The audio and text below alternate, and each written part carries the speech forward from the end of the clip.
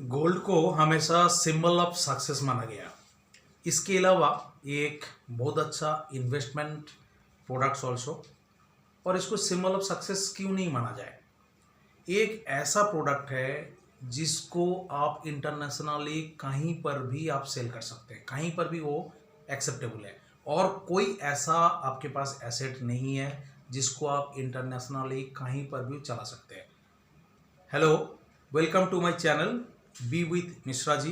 आई am Amrendra Mishra. आज हम discussion करेंगे कि गोल्ड के इन्वेस्टमेंट से क्या बेनिफिट है और किस टाइप का गोल्ड जो है वो इन्वेस्टमेंट के लिए बेटर होता है। तो फर्दर टाइम वेस्ट ना करते हुए मैं जिन लोगों ने आज फर्स्ट टाइम मेरे चैनल पे आए हुए हैं, मैं आपको रिक्वेस्ट करूंगा कि प्लीज़ मेरा चैनल को सब्सक्राइब कर दीजिए और एंड तक बने रहिए, सो दैट आपको पता चल जाएगा कि किस टाइप का गोल्ड जो है वो इन्वेस्टमेंट करने के लिए बेटर होता है।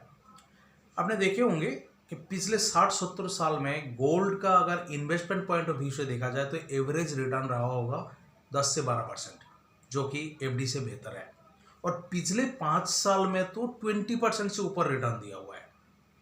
2014 में गोल्ड का एवरेज प्राइस था करीब करीब 28,000 और करंटली ये 47,000 समथिंग की प्राइस में सेल हो रहा है। इसका मतलब है कि पिछले 5 साल में गोल्ड ने बहुत अच्छा रिटर्न जनरेट करा है। तो जो गोल्ड होता है, हमारे इंडियंस जो होता है, इंडियन में गोल्ड को हमेशा प्रॉस्पेरिटी का एक सिंबल माना गया है और हर कोई गोल्ड में इन्वेस्टमेंट करते हैं। बट ज़्यादातर गोल्ड जो होता है वो ऑर्नामेंट फॉर्म में होता है, ज्वेलरी फॉर्म में। क्या उस फॉर्म में जो गोल्ड की इन्वेस्टमेंट होता है वो सही है? सबसे पहले हम जान लेते हैं कि फिजिकल जो गोल्ड होता है इसमें क्या सुविधा या फिर असुविधा है। सबसे पहले जो होता है फिजिकल गोल्ड, इसमें मेन जो प्रॉब्लम होता है वो होता है सिक्योरिटी प्रॉब्लम। यानी कि जब उसको लाके आप घर पे रखते हैं या फिर आप बैंक में भी कई बार लॉकर में रख देते हैं, बट वो जो है चोरी होने का खतरा हमेशा बना रहता है। तो सिक्योरिटी प्रॉब्लम मेन प्रॉब्लम है। सेकंड, अगर आप इसको ज्वेलरी फॉर्म में यूज कर रहे हैं तो इसमें हाई मेकिंग चार्ज जो है इसमें इंक्लूड हो जाता है, तो इसमें आपके कॉस्ट ऑफ इन्वेस्टमेंट बढ़ जाते हैं। थर्ड, ऑब्सोलीट डिज़ाइन, यानी कि कई बार गोल्ड अपने ऑर्नामेंट फॉर्म में यूज कर रहे हैं और उसको रखने के वजह से उसका डिज़ाइन जो है ऑब्सोलीट हो जाता है। अभी सपोज 5 साल 10 साल पहले आपने कोई ज्वेलरी से आपने कोई डिज़ाइन आपने बनाया था, अभी आप देखेंगे वो डिज़ाइन जो मार्केट में चल ही नहीं रहा।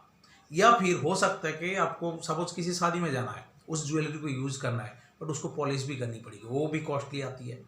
तो यानी कि वो डिज़ाइन भी ऑब्सोलेट हो जाता है, इसके वजह से भी आपको वो गोल्ड को दोबारा आपको चेंज करनी पड़ती है। चौथा, प्योरिटी प्रॉब्लम। प्योरिटी प्रॉब्लम, आप अगर कोई छोटे मोटे अगर कोई ज्वेलर से लाते हैं तो आपको पता ही नहीं है कि वो 24 कैरेट दिया है या फिर 22 कैरेट दिया। आपको दिया तो 24 कैरेट के वैल्यू के हिसाब से, बट आपको भी उसका पहचान करना नहीं आता। तो इस वजह से प्योरिटी का भी एक समस्या हमेशा रहता है। इसके अलावा सबसे जो मेन चीज है, इस इन्वेस्टमेंट से आपको कोई रिटर्न नहीं आता। यानी कि सपोज आप शेयर्स में या फिर कोई रियल एस्टेट में इन्वेस्टमेंट करते हैं तो वहाँ पे आपको रेगुलर बेसिस पे डिविडेंड आता है, स्टॉक्स में डिविडेंड आता है या फिर रियल एस्टेट में से आपको रेंटल आता है। तो गोल्ड एक ऐसा फिजिकल इन्वेस्टमेंट में अगर आप इन्वेस्टमेंट करते हैं तो वहाँ से कोई रिटर्न जनरेट नहीं होता। तो क्या है, एक तरफ तो हम बोल रहे हैं कि गोल्ड में इन्वेस्टमेंट करना बहुत अच्छा है, दूसरी तरफ हम बोल रहे हैं कि गोल्ड इस टाइप के प्रॉब्लम भी है, तो फिर क्या करें? एक बेटर सॉल्यूशन है जो कि 2015 में लॉन्च हुआ है, वो है सोवरेन गोल्ड बॉन्ड। वो इशू किया हुआ है गवर्नमेंट ऑफ इंडिया ने, आरबीआई इशू करते हैं on behalf of government of India. ये है क्या गोल्ड बॉन्ड? गोल्ड बॉन्ड एक टाइप का ऐसा इंस्ट्रूमेंट है, ये बिल्कुल गोल्ड के बराबर वैल्यू के होती है। यानी कि आप अगर इसको खरीद के ला के अगर घर पे रखते हैं तो आप समझ लीजिए कि गोल्ड ही खरीद के रखा है। गोल्ड के वैल्यू एप्रिशिएट करेगा तो इसके भी वैल्यू एप्रिशिएट करेगा। तो ये बॉन्ड जो है आरबीआई इशू करते हैं ऑन बिहाफ ऑफ गवर्नमेंट, तो इससे क्या है, आपको एक सिक्योरिटी मिलती है। और उस सिक्योरिटी ये है कि गवर्नमेंट ऑफ इंडिया की सिक्योरिटी है। प्लस ये जो बॉन्ड होता है ये डीमैट फॉर्म में होता है या फिर फिजिकल फॉर्म में, फिजिकल सर्टिफिकेट फॉर्म में भी हो सकता है। डीमैट फॉर्म यानी कि कोई भी स्टॉक को अगर इलेक्ट्रॉनिक फॉर्म में, कोई भी प्रोडक्ट को इलेक्ट्रॉनिक फॉर्म में रखने के लिए जो अकाउंट होता है वो होता है डीमैट अकाउंट। जैसे शेयर्स, बॉन्ड, डिबेंचर आप इन्वेस्टमेंट करते हैं वो इलेक्ट्रॉनिक फॉर्म में होता है, उसको डीमैट अकाउंट में रखा जाता है। सिमिलरली जो SGB यानी कि सॉवरेन गोल्ड बॉन्ड जो होता है इसको भी डीमैट फॉर्म में आप अपना डीमैट अकाउंट में रख सकते हैं। तो चोरी होने का कोई खतरा नहीं है। आपके पास डीमैट अकाउंट का स्टेटमेंट कोई चोरी करा के लेके गए, जाने दो, क्या फर्क पड़ता है, दूसरा इशू हो जाएगा। तो ये एक सेफ्टी है। नेक्स्ट ये होता है कि इसका इशू प्राइस क्या होता है। इशू प्राइस होता है कि उस समय मार्केट में जो भी गोल्ड का प्राइस चल रहा है उसी प्राइस में ही आपको इशू होता है, और जब आप सेल करने जाएंगे तब भी उस समय जो मार्केट का प्राइस चल रहा है उसी प्राइस में ही वो सेल होगा। तो यानी कि आपको एज गुड एज गोल्ड, कोई दिक्कत नहीं है। अगला क्या है कि कितने गोल्ड आपको मिनिमम खरीदना पड़ेगा। क्या ऐसा है कि मुझे कम से कम 1 किलो लेना है? नहीं, मिनिमम आप 1 ग्राम तक ले सकते हैं, और अगर आप इंडिविजुअल है तो मैक्सिमम आप 4 किलो तक ले सकते हैं। क्लियर। अब आते हैं कि पेमेंट आपको कैसे मिलेगा। सपोज आप बेच रहे हैं, हाँ एक चीज है, इसमें एक लॉक इन पीरियड होता है। वो लॉक इन पीरियड है 5 साल के, यानी कि अगर आपने गोल्ड बॉन्ड में इन्वेस्टमेंट किया तो 5 साल से पहले उसको आप रिडीम नहीं करा सकते। तो अगर रिडीम नहीं करा सकते और बीच में अगर आपको पेमेंट की जरूरत पड़ जाए तो आपके लिक्विडिटी के लिए क्या करेंगे। इसके लिए ये सारे बॉन्ड जो है स्टॉक एक्सचेंज में लिस्टेड होता है, Bombay stock exchange, national stock exchange. आप वहाँ पे जाके सेल कर सकते हैं। अगर आपको रिडीम नहीं कराना, अगर आपको RBI को नहीं देना और उस पहले आपको पैसे की जरूरत पड़ गई तो स्टॉक मार्केट में जाके सेल कर दीजिए, सिंपल। अब यहाँ पे ना तो कोई मेकिंग चार्ज लगता है और ना ही कुछ सेल करते बाद कुछ आपको डिडक्शन भी होती है। अगर आप फिजिकल गोल्ड में जाते हैं तो आप जब सेल करने जाते हैं उसमें भी बहुत सारे डिडक्शन हो जाती है। तो यानी कि डिडक्शन करने के बाद आपके जो वैल्यू ऑफ इन्वेस्टमेंट का जो रिटर्न है वो कम हो जाते हैं, बट यहाँ पे रिटर्न इंटैक्ट रहता है।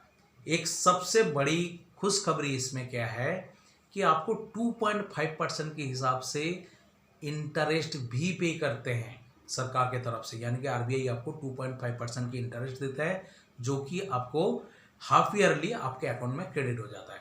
तो फिजिकल गोल्ड अगर आप घर पे रखते हैं तो वहाँ से 1 पैसे के रिटर्न नहीं मिलते, सिर्फ वैल्यू एप्रिसिएशन जरूर होता है, बट यहाँ पे वैल्यू एप्रिसिएशन के साथ साथ आपको रिटर्न भी मिल रहे हैं।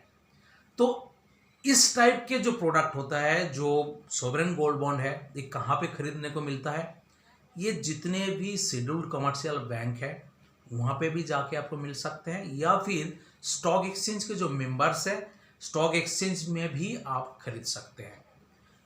कई बार होता है स्टॉक एक्सचेंज में जो प्राइस मिलता है खरीदने को वो एक्चुअल मार्केट प्राइस से थोड़ा सस्ता भी मिल जाता है, तो स्टॉक एक्सचेंज से खरीदना ज़्यादा बेहतर है, वो सस्ता पड़ता है। कई बार ऐसा भी होता है कि आपने सपोज RBI से खरीदा, यानी कि बैंक से खरीदा, और स्टॉक एक्सचेंज में बेचने जा रहे हैं तो आपको सस्ता बिकेगा, तो वो नुकसान रह सकता है। अगला एक चीज़ और आता है कि इसमें टैक्सेबिलिटी का क्या हिसाब है। अगर मुझे गेन होता है तो क्या टैक्स लगेगा। आपके जो इंटरेस्ट इनकम है उसके ऊपर टैक्स लगेगा, बट आपके जो कैपिटल गेन है, यानी कि जो वैल्यू इंक्रीमेंट होने की वजह से जो आपको गेन है, उसमें आपके कोई कैपिटल गेन टैक्स नहीं लगेगा। तो बहुत अच्छा इन्वेस्टमेंट है।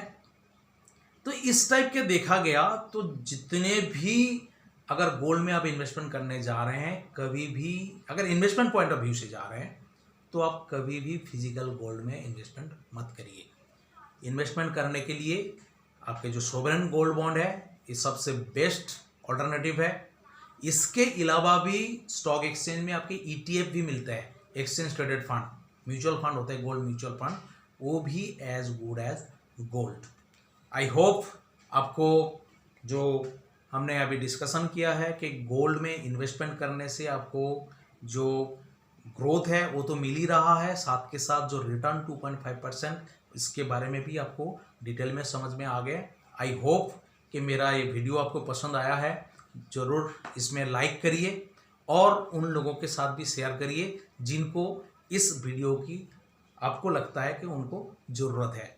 इसके अलावा मैं आपको और रिक्वेस्ट करूँगा कि फीडबैक आप ज़रूर शेयर करिए। आपको अगर कोई सवाल है आपके मन में तो आप ज़रूर शेयर करिए। मैं कोशिश करूँगा उसमें हर एक जो फीडबैक है उसका मैं रिप्लाई कर पाऊँ। आई होप कि ये वीडियो आपको पसंद आया होगा। तो thank you very much. Bye.